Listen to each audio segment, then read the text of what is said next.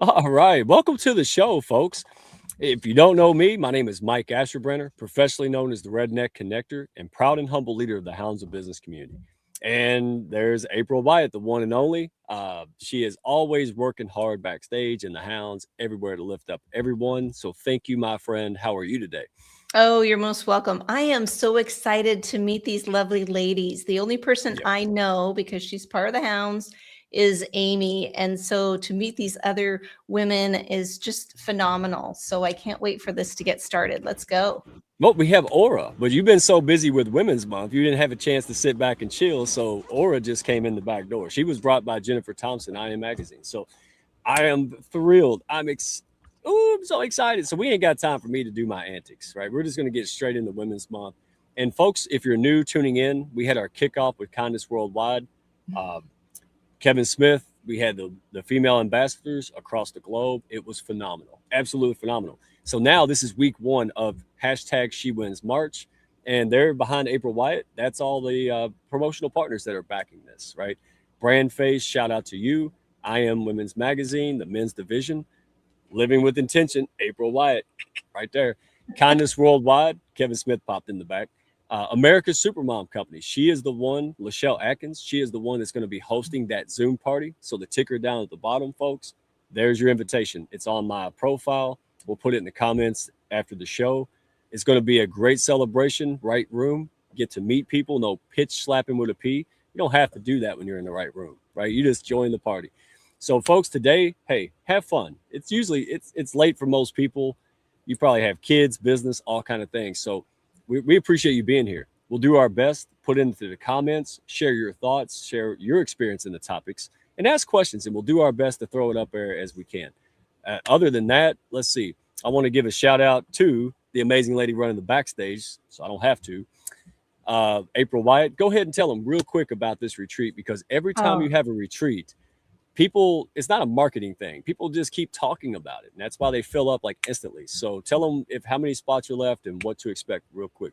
oh, thank you, Mike. This is such a retreat that really is near and dear to my heart, as I love bringing people together so that way they can learn to navigate through their own nervous system, right? Through breath work, through some Osho meditations, which are movement meditations. We're about cultural too, being cultural experiences, going to this waterfall that you see in this picture. That's me at the base of this amazing waterfall. Doesn't do it justice.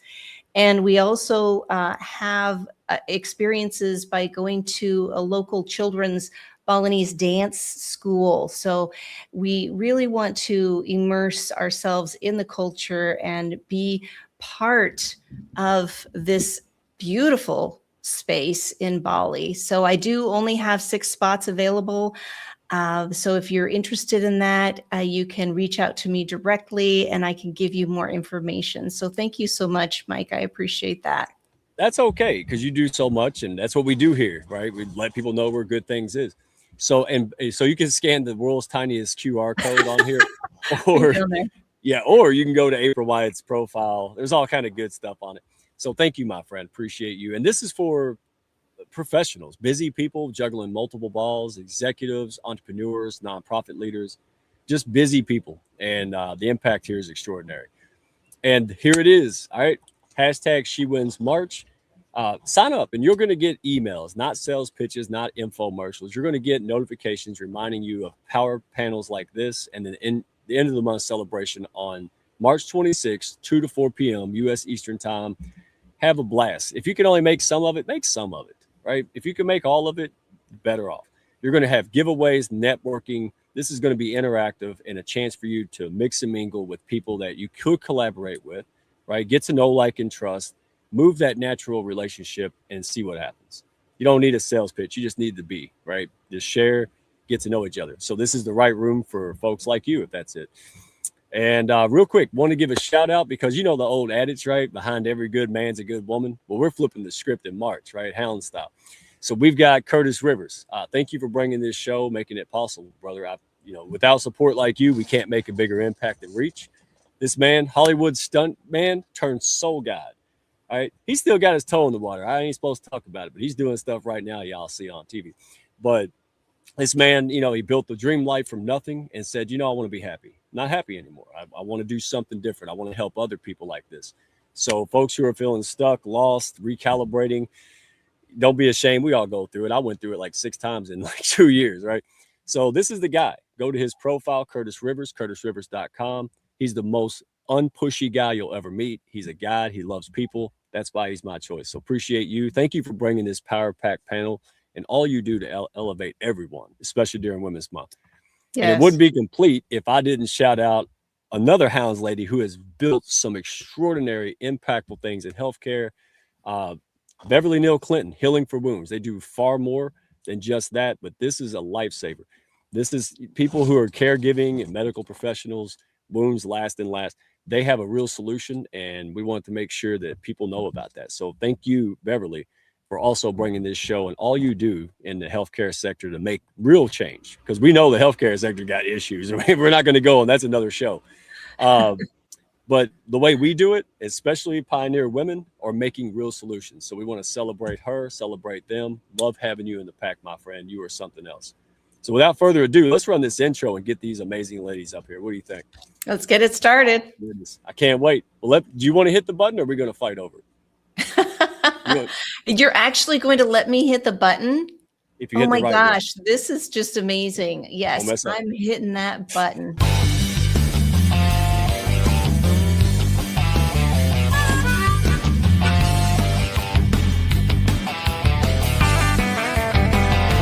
Are you looking to grow your network and your net worth with other high-level, heart-centered professionals?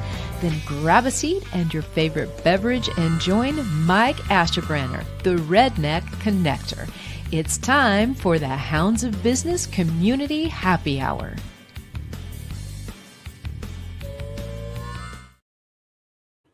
All right, folks. Influence without identity collapses. That's what the theme of tonight is. And wow, if you don't know who you are, understand who you are, then just like being thrown in the river, the market's going to decide for you. So no hype, no surface empowerment. This is earned leadership. These are from women who have been there, done that, still doing it. All right. So they're going to speak from experience as well as knowledge. Let's bring them on up. Open the gates. We're going to bring up, we have Chrystal, Clifton. We have Aura Martinez and Meshell Baker. How are you extraordinary women doing today? I'm good. How are you? Good. I'm behaving, and it's very hard. My audience knows. They're like, man, I've been around a house full of women, so I know how to behave. When I'm outnumbered, I know it. My dadgummit. So, how are you today, Meshell? This is our first real interaction, so I am excited about this. Mike, if I was doing any better, I'd be 2 people. We're going to get along. Oh, my goodness gracious. Well, the isms in here is going to get real quick, isn't it? And last but not least, Dr. Roseanne. She is absolutely amazing. We had her on the show a couple weeks, and that's where we got Chrystal Clifton. I said it correct. So welcome to the show. How are you? Uh-oh. Are we having a mic issue? No, I don't think so. Am I back? Okay. Woohoo! StreamYard's been giving us stuff. But so yes, ma'am. So you're doing good today? I am. I have my shirt on that, she wins. I wish it said she wins, but we're all gonna win. So my daughter asks me every time in the morning, she says, "What time is it, Dad?" And I yell, "Time to win." And she hates it. Absolutely hates it. Now she just wears a clock like Flavor Flav, because I ain't telling her. All right. Well, let's get to it. If you don't mind, I'm going to go around the room. So we'll start with you, Chrystal. Just tell us who you are, and who you serve, what your business is all about. Just give us a little synopsis.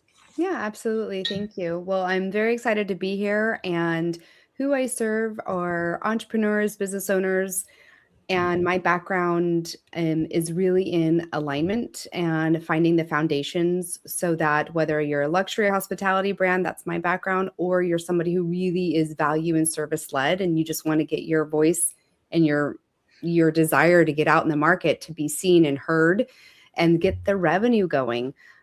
What I do is align those pieces, and this really speaks to my heart. So I tend to find the missing link between who you are and your business and the revenue with sales and marketing. I'm a very clear, concise business growth strategist. I'm kind of the secret agent people bring in when their sales are just not quite where they should be. Yeah, you're brilliant. Y'all being modest. That's okay though. I get it. Brilliant. Because as I was talking, as she was talking, I was getting so excited because I said, I've actually figured out the hard way. That's the problem. I said, where were you 3 years ago? My goodness. So I appreciate you have a great, brilliant strategy mind. It's really good. So let's go to Aura. All right. So Jennifer Thompson of IM Magazine, right? Power partner of hashtag She Wins March, introduced me to you. And I'm telling you, it's like PB&J in the same jar. It was unbelievable. I'm still talking about it 20 years later. So tell the folks what you're all about and who you serve. Yes. My name is Orlena Martinez. I'm a self-discovery and empowerment coach, helping women gain total clarity in their purpose so they can wake up to daily fulfillment and certainty. Now, even though I mainly work with women, I have worked with men as well, because who doesn't want clarity? Who doesn't want more well-being? Who doesn't want to connect with themselves? So that's the work that I do, the self-discovery and the empowerment. I actually have a background, really quick, if you don't mind, in nutrition, since I was certified as a nutrition and wellness consultant. But that work is what led me to do the work that I currently do. Oh, I love it. Everybody talks about careers like it's some linear path. I don't know. The people I know every day is like spaghetti. It just happened. And then we resist it. So we're going to get into that talk, but thank you for that. Yeah. And last but not least, Meshell, my goodness. Yeah, so great to be here. Thank you for this. And everybody here is amazing. So I'm known as the Chief Confidence Igniter, and my gift is actually turning those overwhelmed and frustrated leaders and organizations into high-performing ownership cultures and individuals. My passion is delivering measurable behavioral changes so leaders can track and CFOs can defend, right? And it really is important to me that I'm addressing the root causes of, the overwhelm, the disengagement, the inconsistencies in execution and productivity. And I'm looking at how we do that in 30 to 90 days by tracking it and really helping people to become the confident individual they want to be. And again, it's mission-driven leaders, business owners, and organizations is where my preference is to work.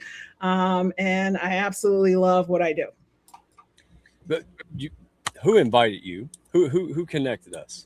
Lisa Hammett and I know each other quite well. Oh my goodness. Yeah. She gets the credit or blame, right? So there you go. Lisa, and she is going to be, sneak peek. Yeah, I think she's coming on in a couple of weeks. Yes, she is. So there we go. If you have a good experience, if you don't, maybe she changed her mind, right? Y'all got to get used to my goofiness. All right. We have to, if I don't do it, the audience is like, well, he's on something. All right. So let's get going. I'm going to do a round robin. I want to start with the root of it, which is identity, right? So here's the question to the panel. When did you realize influence without identity doesn't work? And it could be a moment, breakdown, reinvention point. When did you realize influence without identity doesn't work? Let's see. Let's go with who wants to go first. It's like everybody want to go. Go ahead. Yeah. Go ahead, Aura. All right. So I actually realized when I started noticing, and for those that are listening, this is so valuable. And this is why inner work is so important. It was so hard for me to be visible when I first started in my business, believe it or not, because I felt deep down that I had to look a certain way, right? And so it wasn't until I discovered that I had a wound, and it's that I had a hatred towards myself. Believe it or not, I used to hate my curly hair, but that's because my parents, being from Dominican Republic, we have been taught that curly hair is considered bad hair. So it wasn't until I healed that I was able to show up so powerfully. It was then that I started really making the money in my coaching business. So I started seeing opportunities pop up. I started seeing that I would draw. So that's when I understood that unless, I don't know, I hear an echo. I don't know if it's me.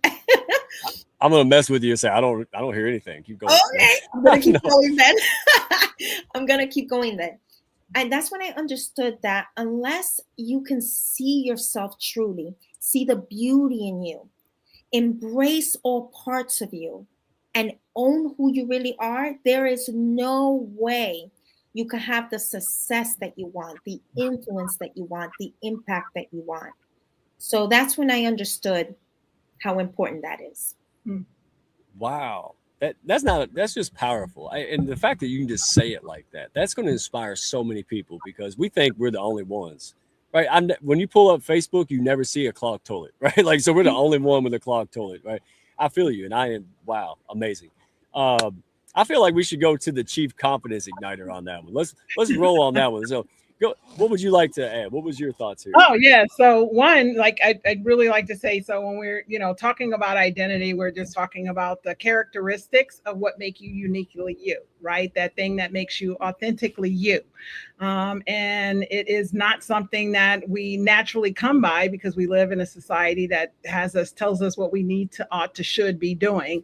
And I did that. So my background is I am actually formerly incarcerated. I've been homeless, done a bunch of, shady crap, and then turned my life around and got educated and started working for Fortune 500 companies in sales, pharmaceuticals, medical devices, biotech, and was incredibly successful because I knew the disadvantage to where I was. I knew that I was blessed and advantaged to be in those circumstances.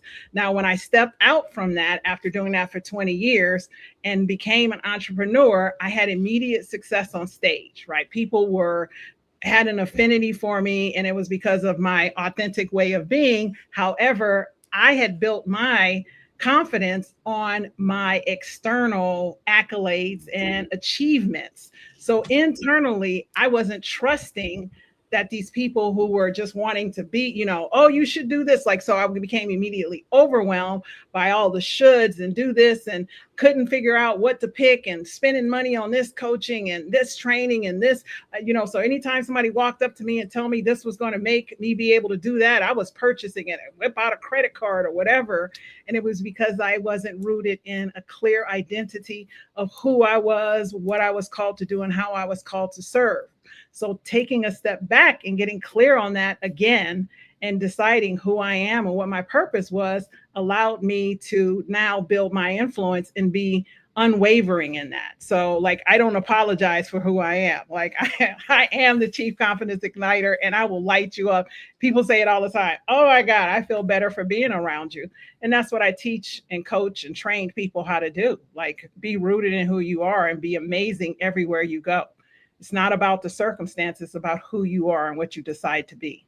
Holy cow. Folks, comments? Hey, dude, we bringing it. We ain't even got the Chrystal yet. I'm like, my goodness.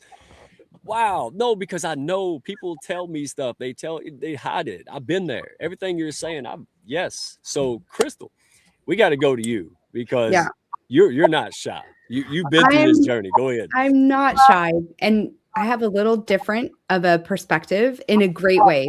So for me, right away, working in hospitality my entire adult life, identity is key. So from wineries to hotels to restaurants, I always saw that if the values and the identity of the chef or the team or the service were not in place, it never works, right? Nobody wants to go to a restaurant and be like, are you Chinese? Are you tacos? Are you Italian? I'm not quite sure. And those places, by the way, really only should exist at Vegas at a certain hour, right? So I always worked through all the businesses I owned through this identity, like who we are, what we do, what we stand for. And then I kept getting people ask us like, well, how'd you get in the White House? Or how'd you get to the Michelin star? And how'd you build the business? And I didn't even know it was a thing. It was just what felt right. And so when I started seeing other businesses and the idea of entrepreneurship started growing around me, I started realizing, well, you just got to fix your foundations. I mean, Ritz-Carlton style, ladies and gentlemen, serving ladies and gentlemen, or I would talk about whatever we did at Four Seasons. And you could just see the light bulbs in different entrepreneurs. Treat your business from your core values of who you are, because you think about it. That's what everybody wants to follow.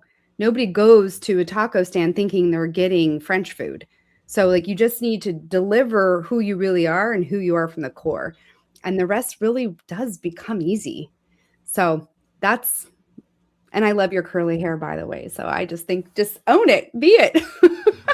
Yeah. And if somebody doesn't, well, they're not coming on my show. How about that? So here we go. I'm serious. But very well said. And that's putting the horse before the cart, in my opinion. and it's super hard to do by yourself, if not impossible. I've struggled with this for so long until the one and only Tanya Eberhardt flew in like angel wings and said, "Let me help you." It was just because you can't see the forest from the trees, right? And that's why you ladies exist, right? Because it's hard to do this on your own. It's not impossible a lot of times, and the time and energy it would take is putting you so far behind your impact and mission. And that's why we have folks like you. Like, you can come in and help us get there quicker. And this is phenomenal. So we're going to keep you on. I'm going to ask you this question first, Chrystal. When someone in a reinvention season, so someone's in this reinvention, and there's a lot of folks. We got tons of folks in our orbit, our ecosystem, 40s, 50s, even 70, right, in this. How did they separate who they are from what they've done? That gap. Yeah. So, well, I've reinvented my own self many times. In fact, when I was telling my dad and my kids, hey, by the way, I got asked to be on the show, and they asked me this question, they all just started laughing, like, you are queen of reinvention and resilience. And it's because I do believe if you know who you are and where you operate from, it's easier to make certain decisions about where you're going. Doesn't matter what industry, right? Ultimately, what I've learned that people confuse their identity with industry, but identity is so much deeper than that. It's not what you do, it's your being, right? It is your values, it is your instincts and the kind of problems that you might be excited to solve for somebody, or maybe the kind of ways you want to serve somebody, because I believe that selling is serving. So when we get down to like, what do we really believe to be true? What do we really get lit up about helping others with? That's who we are, and we can apply it anywhere.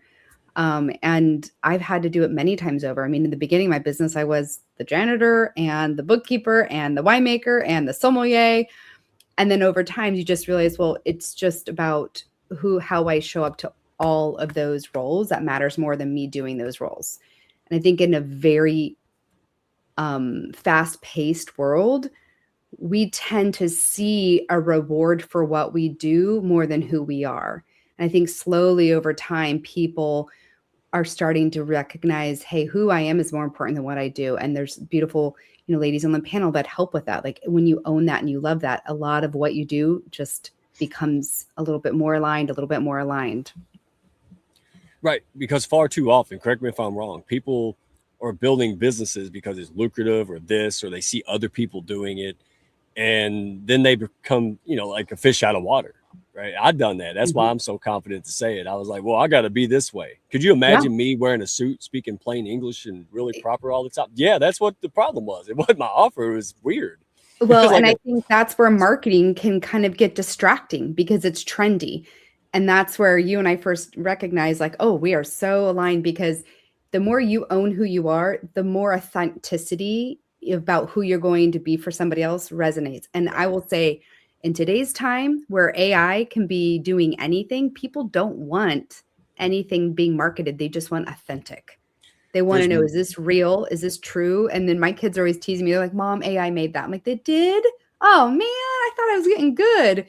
So it just, when we know and we can identify that is who we are, the reinvention doesn't matter, because then the authenticity matters.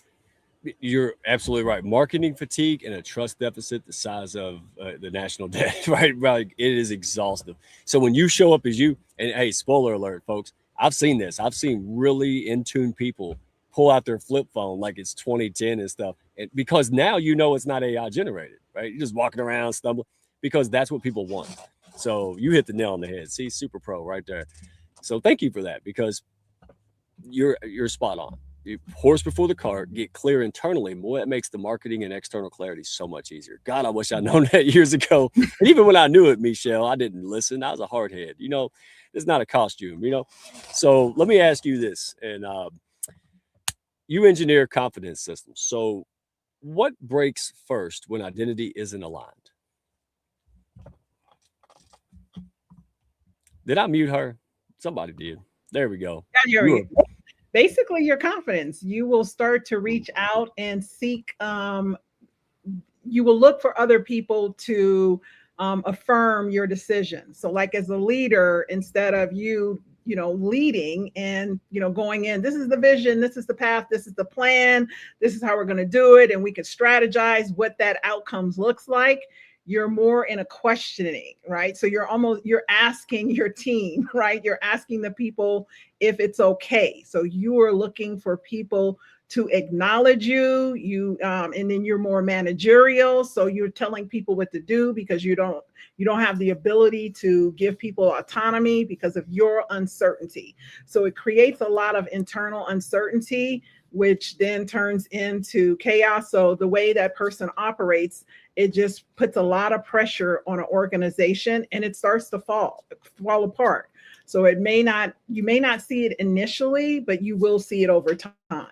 And that's what I find. Most people think they're leaders and they're actually managers just by the way they talk to people, right? Just by the way they give instructions, just by the way they give feedback, right? It's amazing how many people will say, no, that's not right. That is an incorrect way to lead people.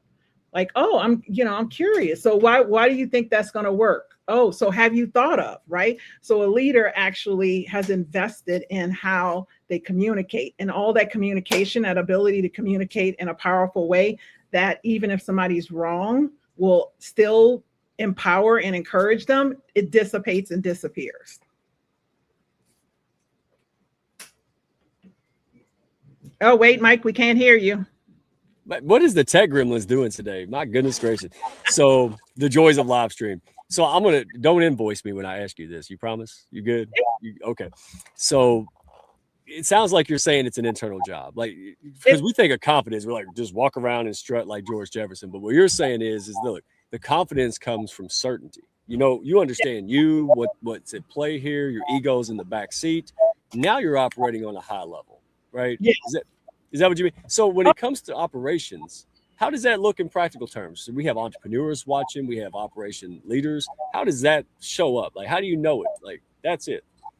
Yeah, so this is where you start to invest in yourself and you're doing assessment. So one of my favorite, so DISC and Gallup Strength Finders are the top two that comes to mind. And like my other one is EQ, right? Which is emotional intelligence.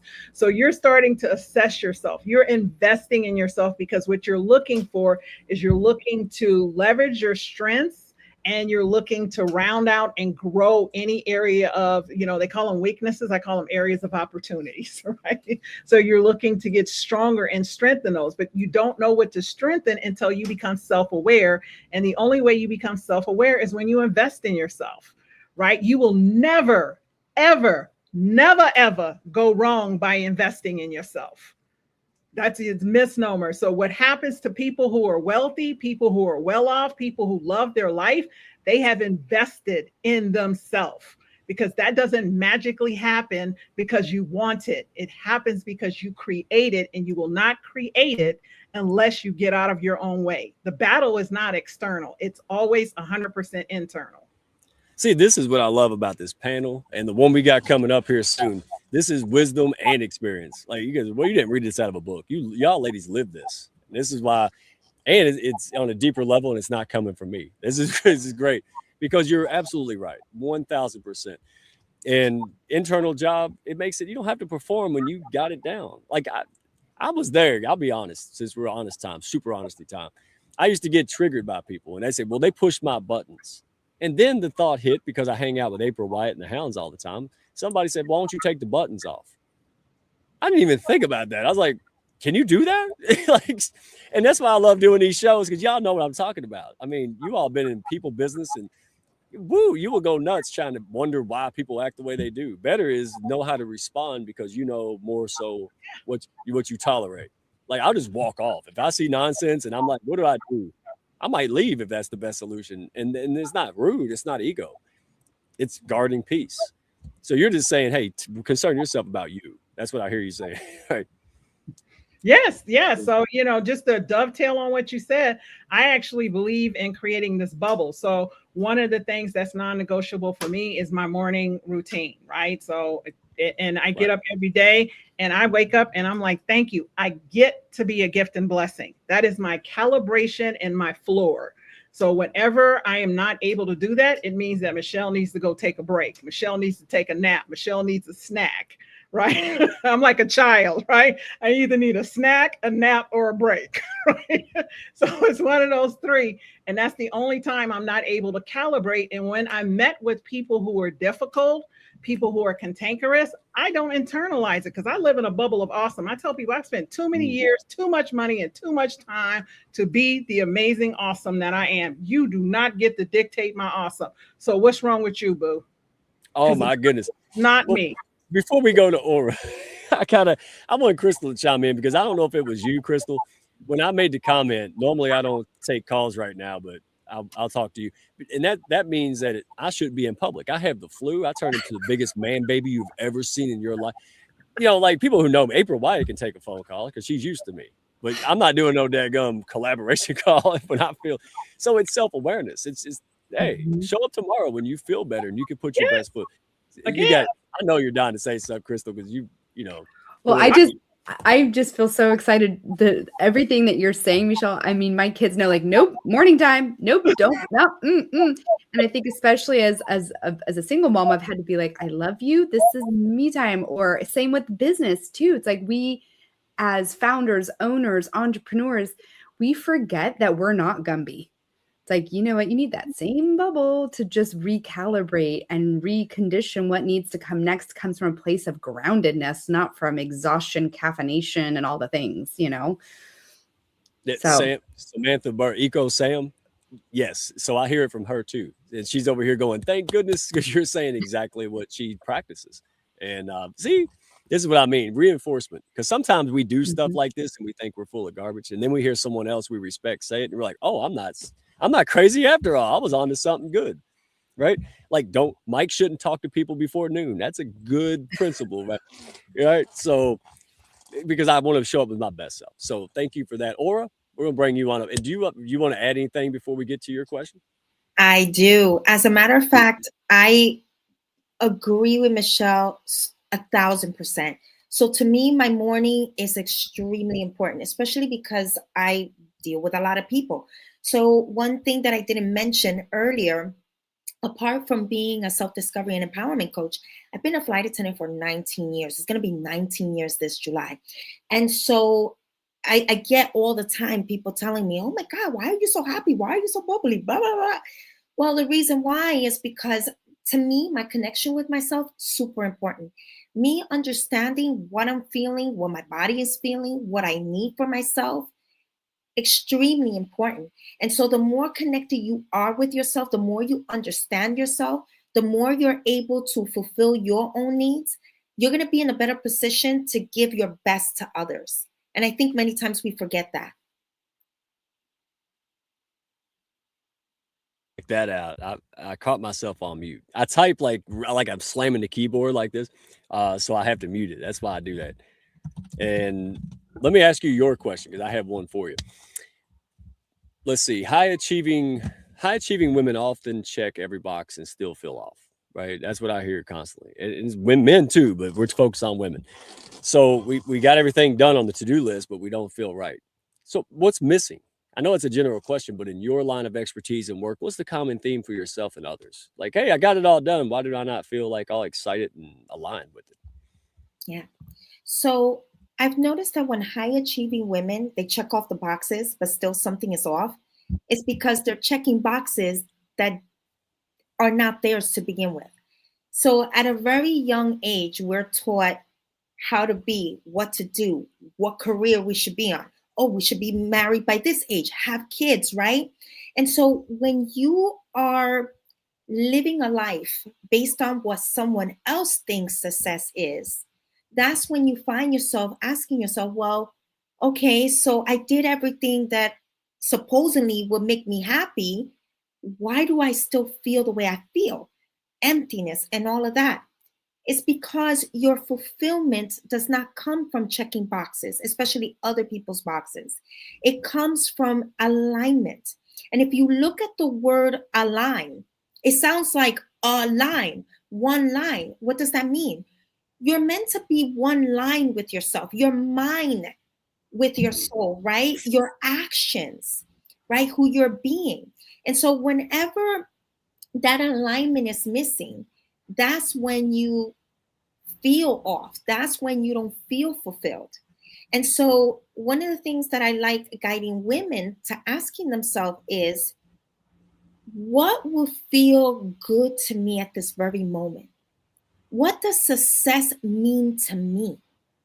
Because the more we understand what makes us happy and how we define success, the happier we will be. So success or feeling fulfillment is not about saying, okay, so I'm going to let go of the career, let go of the titles.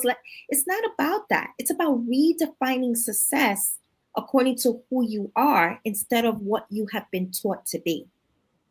Oh my goodness. Someone else's checklist. Yeah, hey, I got it done, but that's not what you were born to do, is knock stuff off the list. You were born to create, do what you're there to do. And I love this, that you ladies are giving permission, right? You're saying, hey, if you're not happy, don't shove it off and go, oh, well, you're on this earth for a little bit of time, right, Chrystal? Like, we got things to get done. We got to identify. So I'm going to close with this question, and then I want you ladies, after you answer it, let folks know. Don't be shy, because the hounds will be mad if you don't tell them how they can learn more about you, right? They want to share you. They want to dive in. Who knows? They may have the issue, right? They may want to go check out resources and have that discussion with you. So that's why we want to don't be shy. So here's the closing question, and you ladies go at this from different angles, so there's no right or wrong answer. So what one might say yes and the other might say no, but from your perspective is what I want to cover. So let's go to the all too quiet Chrystal. Hi, good to see you. And let's see, what last? Is identity discovered or built? Oof. Okay. Meshell's like, let's go. Sorry, we're gonna have a dance party in a different live stream later. I got the banjo. Let's do it. Okay, I was thinking, some Beyonce, but you can bring a banjo, Beyonce. We can bring it all together. We'll do it. I think first identity, that's really discovered. Like, that goes back to the core foundations, the values, like who you are, like what you were just saying, or like that piece matters, but then it's built. That's where I think the reverse role happens in today's society. Like, oh, I need a blah, blah, blah. And all of that builds the backwards funnel, right? So then suddenly you're like the Leaning Tower of Pisa made out of toothpicks. You're like, why is this not stable? It's because you're building upon something that's not identified. And when I think about, again, sales is service, and service, if any of you've ever been to a great restaurant where there's great service, you're willing to forgive a lot of the other things, right? You're willing to go, oh, okay, the food's okay, but the service is great. But what we need to do is serve our true identity and then build it from there, and then find the right places in business that serve from our identity and serve the identity of, okay, this is who I am. This is why I built the business, and this is why it matters to someone else, right? And just continue to just really amplify from a place of going back to authenticity, because that's ultimately, you can train systems and service and standards and get better and better at the experiences, but you can't train what is authentically you. You can't train authenticity, right? You can memorize scripts, you can try TikTok, you can do so many things, but the people who consistently build trust and close businesses are the people who know who they are, they know who they serve, and they know that serving them will matter, and that makes a difference. So, wow. Oh my goodness. And you brought up that daggum restaurant. So here, you are so right. Real quick, I know I won't drag it on forever. So I don't know what happened. This is the South Steakhouse. I don't know if New York City brought one here. They had no gravy for any of the items on mashed potatoes. I was like, come on, like that's illegal in Kentucky. And you're absolutely right. The only reason I didn't, act like a grumpy old man is because the server was so great. Oh, I'll go make you some shit. It was like, then I felt bad for even grumping about it, So you're absolutely right. When you show up as you and you're just a servant's heart, and that's your like business thing. Yeah, even the grumpy redneck will like let it go and, and give you a 5-star review. So well said, my friend. Where can folks go and find you? What do you want to let them know? You know what? Crystalclifton.com. I made a little page for you, Mike, little hounds, because one thing I believe is that when you do the work, and I love what we're doing here, which is just identifying the truest version of you. It's a start of a new year for those who believe in the Lunar New Year, or even just the beginning of a year. So there's a little time to make a manifesto, like what really matters for you. So you go to that website and you go to that link and you can find me and get my little manifesto training. It's really helpful. Go grab it. Go grab it. She knows her stuff. And now you know her heart. Go tap into the brilliance. And speaking of that, let's go to Meshell. And I can't wait. You about to go. I can tell. You just about to erupt. You erupt, my friend. You know what? I'm going to have you restate the question because I got so caught up in that awesomeness that Chrystal dropped. I'm like, oh my God, this is so good. This is so good. Oh, yeah. Get you on the panel. Yeah. So we're doing about 30, 45 seconds so we can close.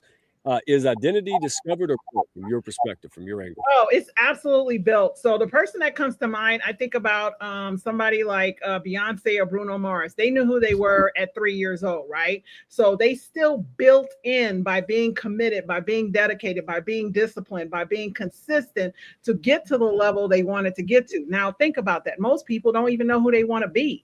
So until you know who you want to be, there is no greatness to be found.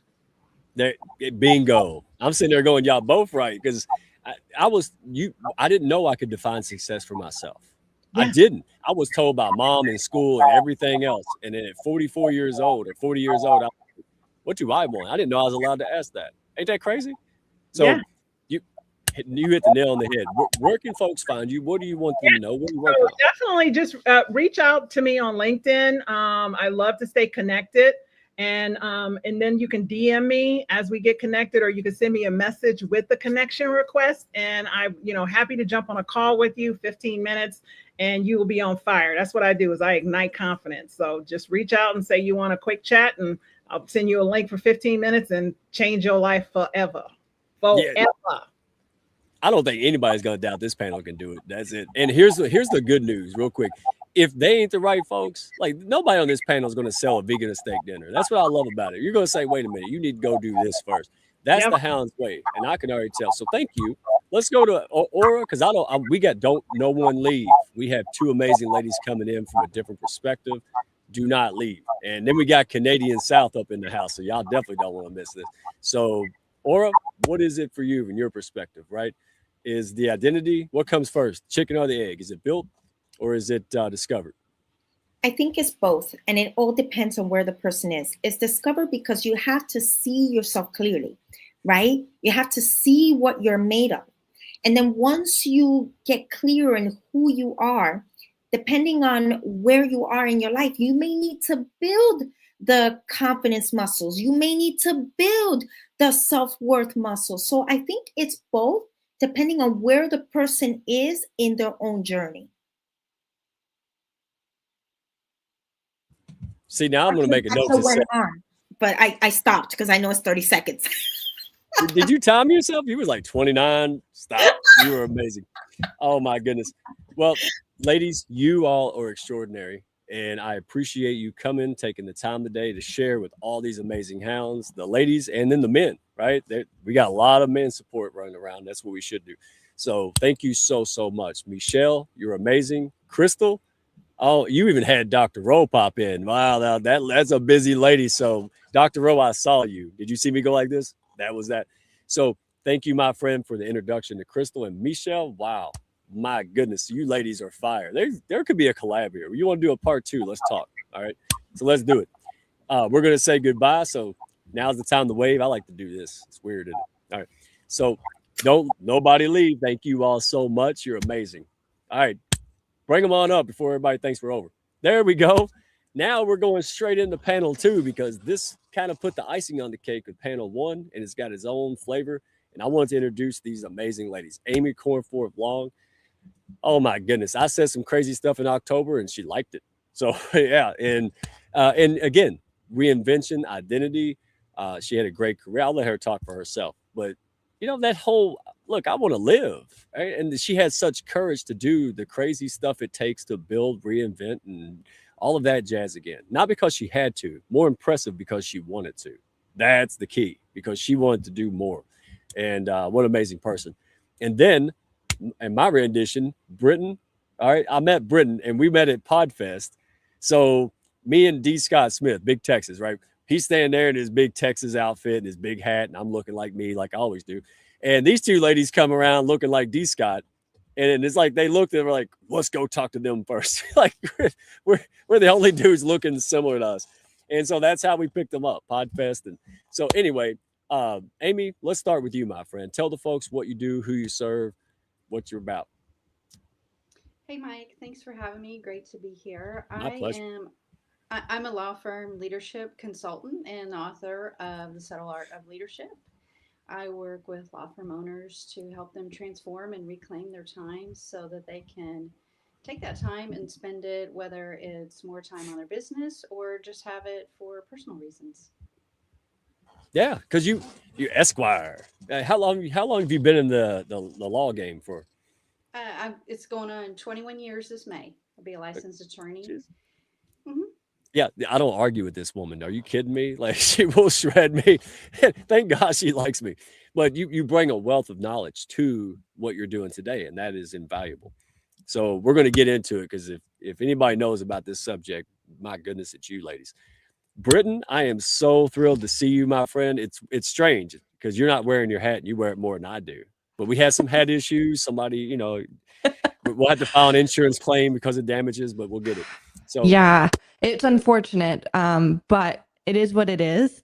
My name is Britton, as introduced. I come with a tagline. It's just like the country. So I would say I am more your gal Friday when it comes to horses. I know that might come across a little bit different, but I'm an equine practitioner, clinician, journalist, and Western media contributor, dedicated to supporting performance and biomechanics and education for owners and horses. So it's a little bit different, but I try to champion Western heritage through published journalism, live presentations, different digital storytelling, all that fun stuff. And I try to build community in that industry through multiple avenues, including having a podcast, like you had mentioned, being at Podfest, which is called Uncinched. And then I do clinics and just media work in general. Okay, so somebody told me years ago, he said, Mike, if you ever go to Canada, you need to go to Alberta. I said, why? Yes. Because that's Canadian redneck land. That's the South. And I didn't believe it until we met, because you are from Alberta, right? And I'm like, Yes. dude, I got to go to Alberta. Oh my gosh. So, but very interesting. Today, this panel, we're going to kind of go to the second phase, right? Structure, sustainability, and scalable leadership. That's why you ladies were chosen for this. So, Amy, we're going to go straight to you. What happens when leaders try to scale before they're structurally ready? Oh my God, I have egg on my face already. Go ahead. Don't hold back. Yeah, I heard that lag. That's okay. We'll forgive you. I cry at night, but you finish the sentence. The weaknesses get exposed. The leadership weaknesses get exposed. That's in simple what happens, and everyone can refer to it as different things. It's commonly called, like, it's clear where the bottleneck is. And, I was talking with a law firm owner a few weeks ago, and they described being a bottleneck, having the office as like a merry-go-round, everything having to come through them. And so that's what gets exposed when you are scaling too fast without the structures, is the missing expectations, people not understanding what is in your head. They can't figure it all out, everything having to go through you, having things set up as like black and white, all or nothing. And something really pervasive is the concept of being clear. And I talk about that in my newsletter. No one can be clear. Your job is to clarify. And those are two separate things. And so your mindsets around your team and how you're building and leading, that's what gets exposed when you scale too fast. Yeah, well, and is that do you think, for the most part, do people realize it, or is it kind of creep up on them? Is it like, hey, I see that and I'm just going to ignore it and I'm better than that? Or is it just something that you're trying to figure out after something happened?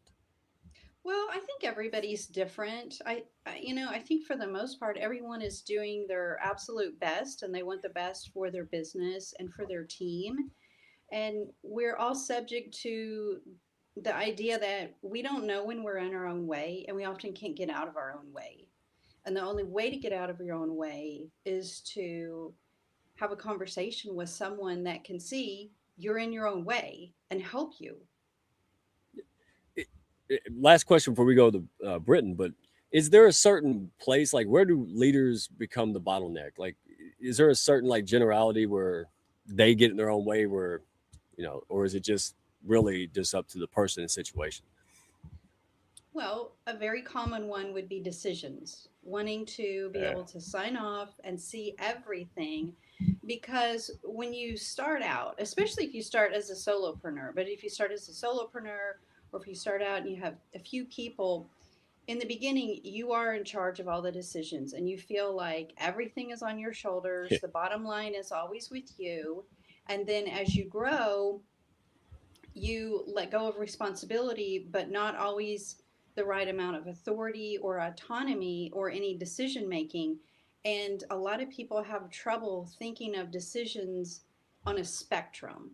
Decisions are not all or nothing. And as long as you're thinking of them like that, you're going to retain that bottleneck identity. Right. Yeah. We were working on Women's Month, and that's the I said, because I was so used to it. I didn't want to do it, but I had to do everything, right? I had to be the guy who answered the phone and took the trash out and, but then April and Supermom got together and I didn't even blink. I was like, listen, when you have confident people that are willing to go to bat, you let them do their thing, right? Like it was I thought I'd have an issue. I couldn't wait. I'm like, who else wants to delegate? Who else wants to do something? And some of that fear is really in our heads. Once you understand it, once you think it through, and that's why you're so good, because you've been there. You understand, especially for professionals, law firms, licensed professionals, you get it. Right? You speak the language. You've done it for decades. So yeah, we're just getting this party started, you guys. Britain, I'm going to go to you now because you're in a very male-dominated industry, right? And a very close-knit when it comes to equine and, a lot of farms and things are passed down from generations. And you're really a massive innovator in a male-dominated industry. I find it remarkable. So how has instinct shaped your authority, right? What are some of the insights here? That was a great question. Instinct in general is very foundational to my work, simply because when you are with horses, they can't communicate in the same way as humans can. So you have to be very intentional, and they survive off of instinct, that fight or flight, which people sometimes do too. And so it's really important to know, like horses, for example, don't respond to your ego. They don't respond to what you kind of dominate with that way. They respond to the feel and the intentions that are behind, your actions. And so that sensitivity has shaped how I lead and how I speak with humans. So as you mentioned, I am in a very male dominated industry, and that means there can be pressures to be louder, to be more forceful, to command authority, because a lot of men, that's how they choose to do it. And that can be the instinct of it. But my instinct, honestly, is to never push to that point. Don't get into that direction. My authority isn't built on being louder. It's not built on having the last word in the room. It's built on clarity and consistency of my messaging and my brand. At the same time, I really don't believe that instinct is infallible. It can often tell us the wrong thing, just like with horses. Sometimes if you push too hard, their immediate reaction is to be scared, and it doesn't need to happen that way. So my instinct has to be sharpened through my experiences, critical thinking, reflection. Reflection is such a big one in business, just for everybody. And I try to nurture that by pairing it with, rational thoughts, the years of education that I've invested within my field, as well as asking questions and listening to those in my field who have been there longer, because I am young.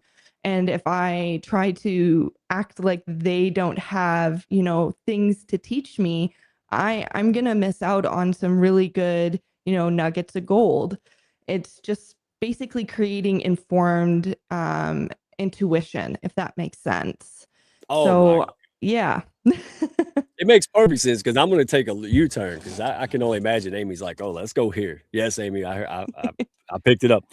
Oak tree and a sea of tumbleweeds. And it's seriously, at such a young age, I figured it out like last year, right? I'm going to be 45. So bravo. You're not trying to win the room. Is that right? You're Yeah. not trying to impress and be a guy and all this stuff. You're like, listen, this is my passion. Here's who I am. This is what I choose to do. And so you're going to attract maybe one or two people that go, her, right? Yeah. And you're not going to compromise for anything, but you're open and humble. Like now I've got to go to Amy. All right. All right. I can imagine in professionally licensed place and all this.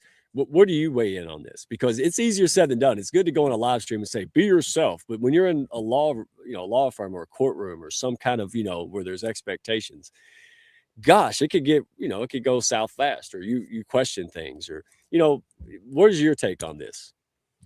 I mean, I'm a believer that you got to be yourself. I'm kind of known for seeing things differently. I've always been called outside the box. That's why I like you.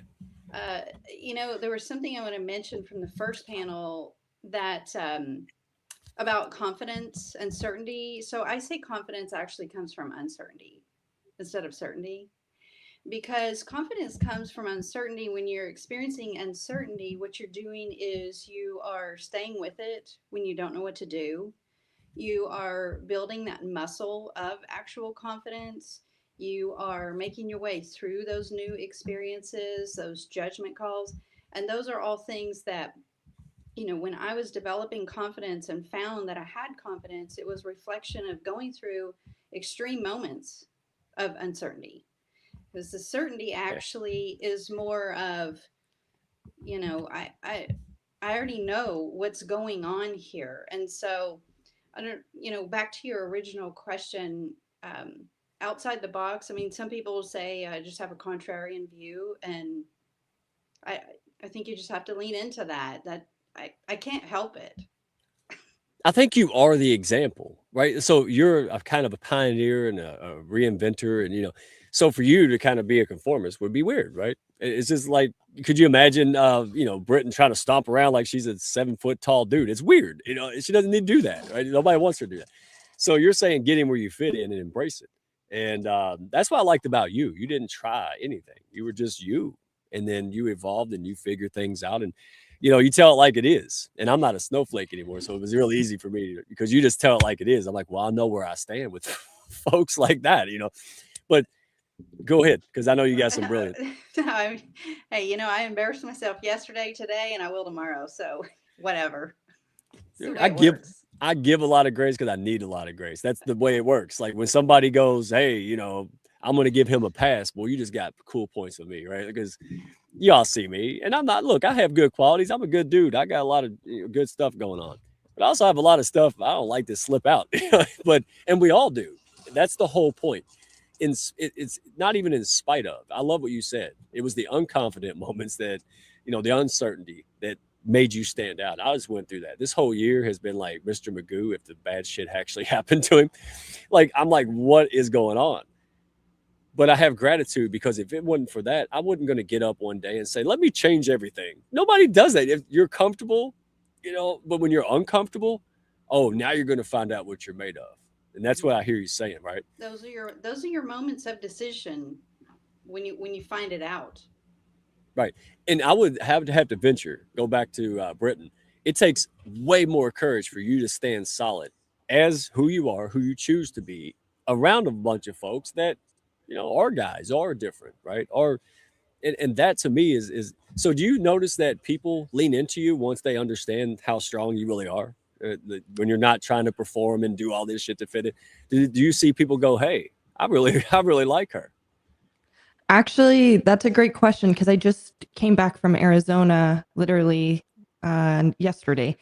And I was doing presentations and I wasn't trying to be anyone but me. And if I didn't know the answer to a question, I was very upfront with that. And people were like, well, I appreciate when you said, oh, I'm uncertain of that answer.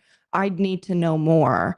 And they responded more positively than I think if I had just tried to pretend that I knew what was going on. Because sometimes people will bring to the table with presentations, they'll say, hey, this is happening with my horse. Tell me what's going on.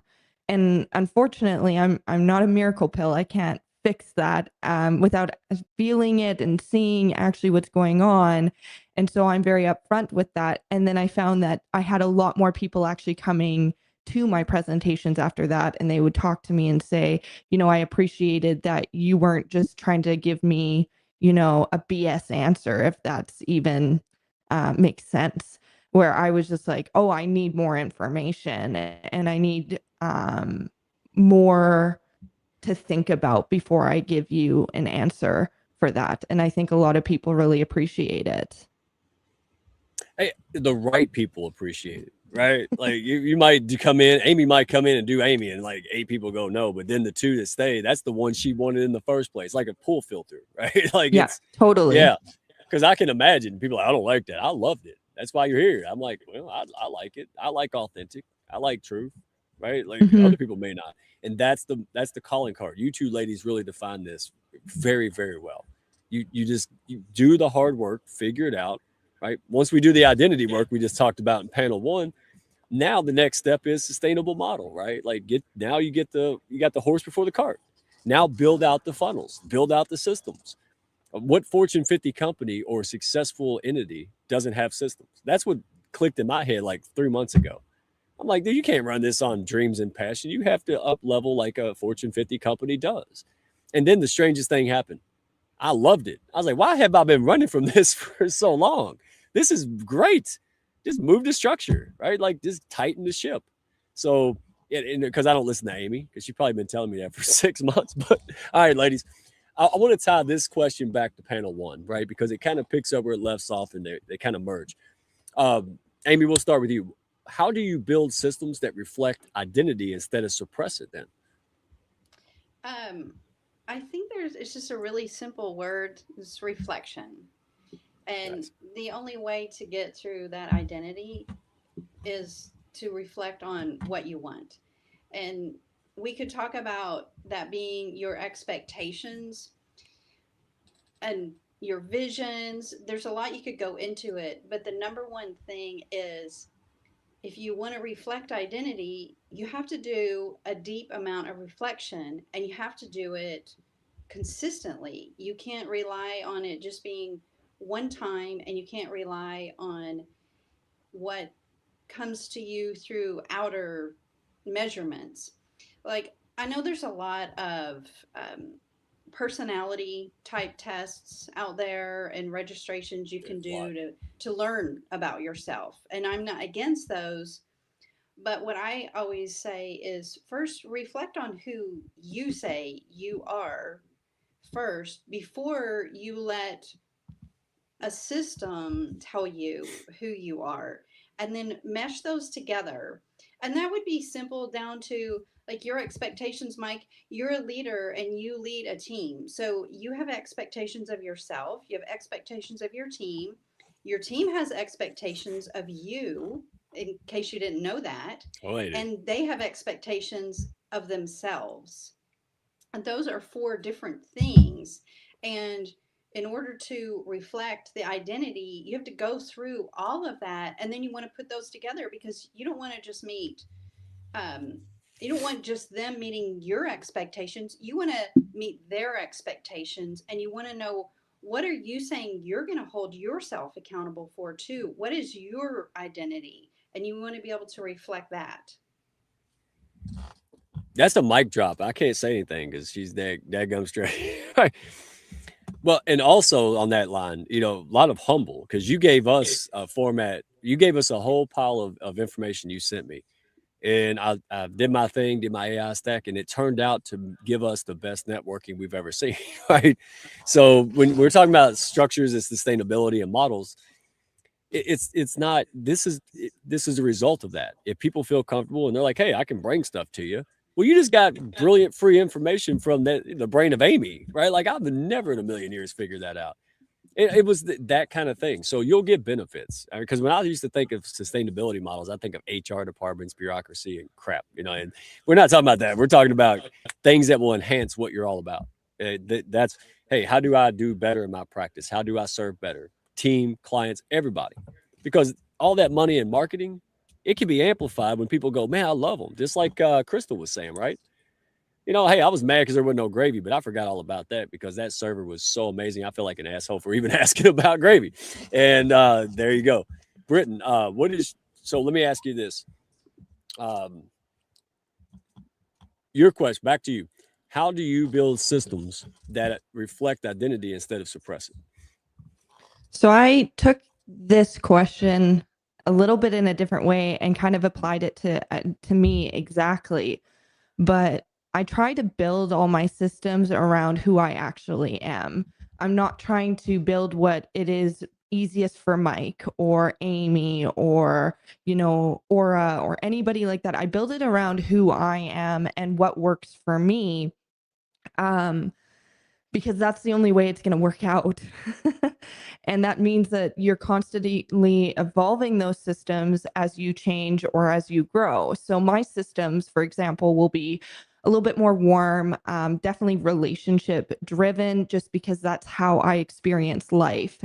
And because connection matters to me and my brand voice, my client experience, these processes, they're all built around the belief, that people want to feel heard and respected. It's one of my taglines. And so I build things around that. And my systems are also quite structured, detailed, and I try to be as professional as possible because that's the person I am. I'm a very type A person. I literally have OCD.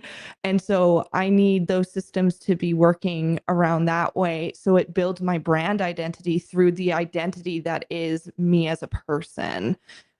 In horses, let's talk about suppression creates tension, whether it's in their body, in their mind, anything like that. And that same applies to your business. If you're suppressing who you are as an individual to fit in a box of a system that works for somebody else, you're going to create disalignment, like you're operating past that alignment and you're surpassing your identity, and it will create burnout.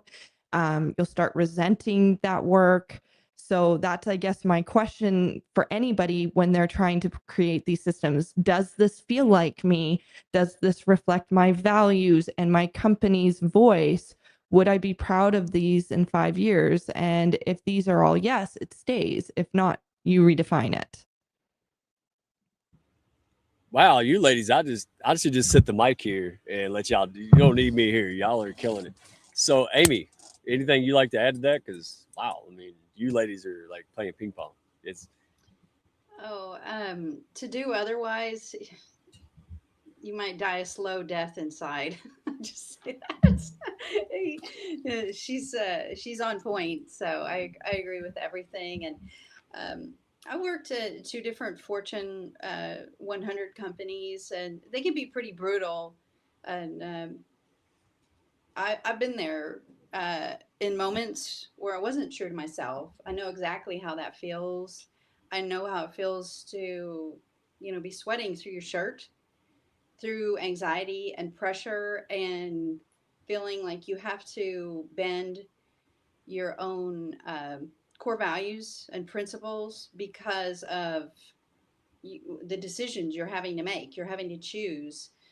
So I've been in those environments, and you will never thrive like that. You have to be true to who you are, which is exactly what you said. Right, and I'll throw this out here. Give me your thoughts on this, and then tell folks what you're working on, where to find you, and we'll make sure we flash it on the screen. But one of the things, Amy, you've actually had an influence in this. I was afraid if I automated, I would lose my authenticity. I was afraid if I put things in place like processes or funnels that I would, lose my edge or become robotic and not have that people feel. And I was dead wrong. Right. But what is your thoughts there? Because a lot of people, especially like entrepreneurs, folks who are licensed professionals, attorneys, they have a small practice, something like that, and they may feel it too. They're like, I don't know. I mean, I don't want my clients that I value to feel like a number. So what is some of your like best wisdom to get their mindset to that right frame before they read your book, before they talk to you? Like, what is some of the insights you found? Like, hey, think of it this way. Oh, well, my number one insight would be a mindset that I would stress. And I talk about it in my book. It's called Baby Bird Steps. Small Vanna White stuff. things. So I've already touched on this. Don't make it all or nothing, And what Baby Bird Steps is about small pieces, one small piece at a time. When you're trying to move from you doing everything, all of that control, to someone else. So right now you're thinking of it as I have 100% of this decision, and you are challenging yourself internally thinking I have to delegate 100% of this decision. But that is not true. What you can do is you can change your mindset and say, how can this decision become 10 steps, 2 steps, whatever? What piece can I let someone else have? What piece of control, so where then I'm not doing so much. I'm giving away some of my time so that I can put it towards the business and do something else. And then I still maintain what I need in order to feel confident in how things are working without double checking everything. But that includes also going back to what we've talked about several times, is getting what's in your head, which is often hard, out and clear for others, getting those expectations out. It was in your book, because I'm sitting there trying to find it all slick like, and nobody, but that's April where knows where it is. Yeah, no, because I had the idea the other day. I was like, oh, what if I mess up and it doesn't work? And I was like, dude, just tell everybody, hey, this is a beta test. This is an experiment. I hope it works, but it might not. And I was just clear. And people are like, all right, let's go fail if that's what's going to happen. And who knew? You always have to have it right. No, you don't. Nobody in there expects me to have everything right. That's why I have y'all around. Like, if I have 100 holes in my boat, y'all fill them. I have my own qualities. The rest of the 99%, I rely on you. And that's what works. And if you run your business and your mindset, dude, you swim downstream. You don't have all the problems other law firms and other entities and things can have, because you're intentional, right? That's what you're doing. You're like, look, I've already made all the mistakes. I've seen all the nonsense. I can help people bring this together. And and you've helped us do that. So that's why I'm honored to have you here, because I want to share you with other folks. So what do you want people to know? Where can they find you again? Find me on LinkedIn. I'm there. You can find my book on Amazon. And on LinkedIn, I also have a newsletter called Subtle Art of Leadership. I'm introducing a new series in a few weeks that'll be founder focused, heavy with law firm founders, doing interviews. I've been conducting a lot of interviews. And while I have you live, Mike, I am going to call you out and say that we are going to talk about that grid. We are going to talk about that 3x3. Good. Your people need it. Every time you talk, I learn. So whatever, man. Even if I got to be humble, whatever. You gave us the holy grail to the networking. Hey, and again, let us know. Put it out there in the hounds, because we want to share this. We want to share who you are. People now know that, and they know you're brilliant. And people are struggling. So the only reason they're not calling you or learning and reaching into your articles and things, because they don't know it exists.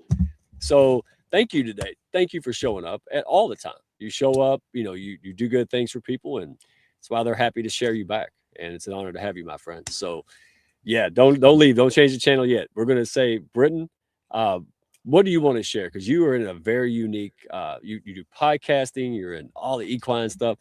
So when it comes to anything we talked about, sustainability, right?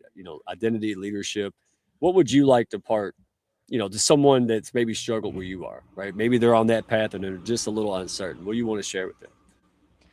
I'm going to share that, you need to make sure that you are building a strong foundation to create influence, and to understand your identity, because if you don't have an identity or a brand identity, you are setting yourself up for issues. I think that's the best way to put it. having no influence is neutral, and it may limit your reach, and reach obviously is important, but it doesn't actively cause harm. If you have no substance behind your influence and your identity, that's powerful in a wrong way. So it can help shape your decisions if you know your identity. It can help shape your spending, your training methods, your reputation, help build your egos and all that thing. So those are really important. Make sure your identity is clear and true to you. I think that's the best thing that I can impart on anyone. Speaking of identity, I want to see your driver's license. There's no way you're in your 20s with that wisdom. Come on. All right. And yes, I'm projecting April Wyatt. I'm projecting my 20-year-old self. It was like compared to 2-year-old. So, wow, you ladies are phenomenal. I tell you what, if April's not shy and Aura wants to pop back up, want to make sure everybody says goodbye. Thank you all so much for everything, for who you are. It's a privilege to be able to share you, spotlight you. Again, who you are as well as what you do. So, my goodness gracious. And I think Aura, maybe it's bedtime. It's 8:15. So I appreciate you all staying late. But real quick, April Wyatt, thank you for running the backstage. I want to be present with our guests and really, be there. Thank you for being there for the comments and taking care of the folks who are here. Thank you for your comments, folks. If you want more and you want to take this to the next level, you see the value of the right room tonight with these brilliant heart-centered ladies. There's your invitation. She Wins March, right? Go to you can go to my features section. I'll put it in the comments as soon as we're done. Go to YouTube, Hounds of Business, and join the party. Join the celebration. We'll bring you more live streams each week. We got 3 more, and they're just going to keep going next level, right? We're going to keep stacking on the themes, keep bringing you amazing folks like this. And men too. Hey, remember, behind every good man's a good woman. When we're flipping that, all right, behind every good woman's good men. So we're going to be back there supporting the ladies, restreaming, supporting, coming in. If you got giveaways, now's the time to DM us. DM me, DM April. Supermom, she's leading up the charge on the Zoom call. Y'all come as your best self, leave as better self, more energized self, more dialed in self, more connected self. That's what it's about. You don't have to perform. You just have to show up and be you, dadgummit. So thank you all. Love you to death. Saw 8 gazillion comments. That's music to my country ears. If you're curious about what all the fuss is about, you're interested in the hounds, I have a group call. All right. DM me. Let's have a chat. Let's see if that works. And no more strays out there, right? You are somebody, right? But you need the people resource support to get it done. That's why we're doing this. So thank you to all the collaborators. Thank you, ladies. Thank you, panel. Thank you, folks in the comments. Hounds, you're amazing. All right. So we're going to be done with this next week. Oh, wow. Y'all be ready. I'm telling you, we're going to bring the heat again, y'all. So we'll see you next time. Same time, same channel. And I think I'm done. April, you got anything to add except? No, this was a lot of fun. Thank you so much, ladies. Everyone that showed up to support them and us. And it's just really been an inspirational event. So thank you again, Amy. Thank you, Britton. It was lovely meeting you. Aura and Chrystal and Meshell. And there's one more I forgot. No, I got it all, Amy says. Okay. Yay. I don't count. Yeah. And thank you, everyone, for chiming in. It was so good to see everyone. Lachelle's here, Linda and Charlie and Beverly. I could name everybody, but we all appreciate you being here. So, yes, together we're better. Daggum straight. Well, my friend, you worked the backstage. It's Women's Month. Would you like to push the outro button? Oh, look at me. Are you really? All right. Let's do it. We'll see you all next time. All right. Next week. Be well, everyone. Thank y'all for stopping by. Be sure to follow, share, and like, and send me a message if you had fun today. Y'all come back now.